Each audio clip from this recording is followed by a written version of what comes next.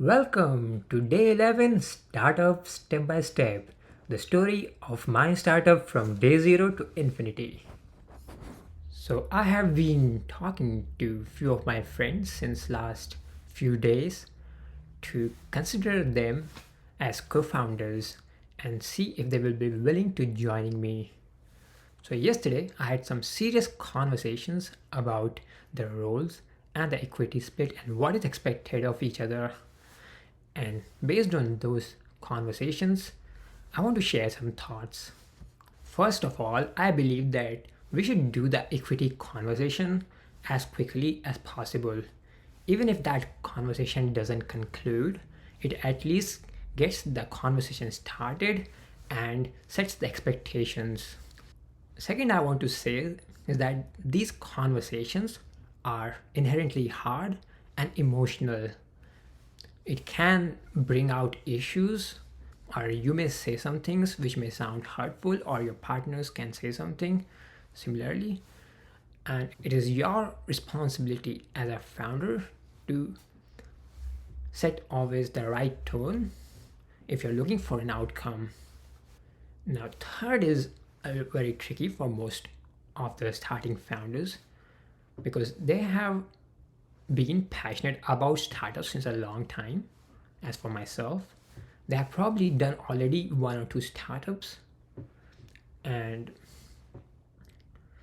they have spent a lot of time to learn different varied startup skills, because of which probably they lost the opportunities to build a very good job profile or good savings. And in general, they are definitely more committed to the success of the startup. And when they set out to find the co-founders, they find it very difficult to lose a big share of their equity.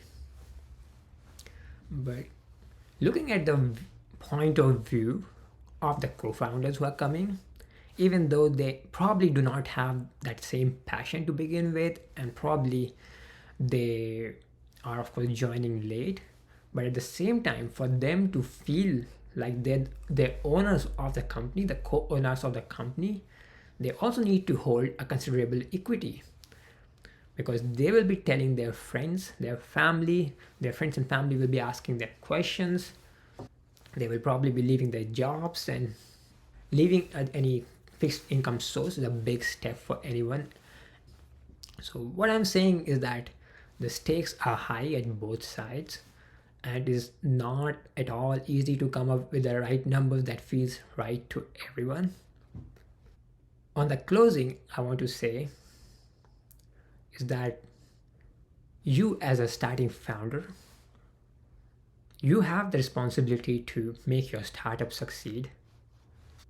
When a startup succeeds, it is not just about making money for yourself, but the startup makes money for a lot of people, and that is how it is different from a traditional business.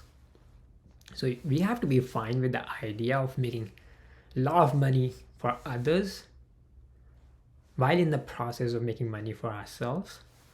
And secondly, I do understand that it feels like you're giving so much away, and maybe some people are getting it too easy, but getting past those feelings for a bigger success is, I think, what we can call the winning attitude, and that's what will make the startup succeed.